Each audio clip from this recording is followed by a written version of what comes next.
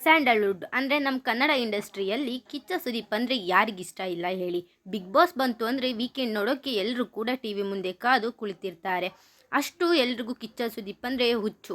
ಈ ಕಿಚ್ಚನ ರೀಸೆಂಟಾಗಿ ರಿಲೀಸ್ ಆಗ್ತಿರೋ ಮೂವಿ ಯಾವುದು ಅಂತ ಹೇಳಿದ್ರೆ ಮಾರ್ಕ್ ಚಿತ್ರವನ್ನು ಎಲ್ಲರೂ ಚಿತ್ರಮಂದಿರಕ್ಕೆ ಹೋಗಿ ನೋಡಿ. ಹಾಗೆ ಈ ಚಿತ್ರದಲ್ಲಿ ಮಸ್ತ್ ಮಲೈಕಾ ಸಾಂಗ್ ತುಂಬ ಚೆನ್ನಾಗಿ ಮೂಡಿ ಬಂದಿದೆ.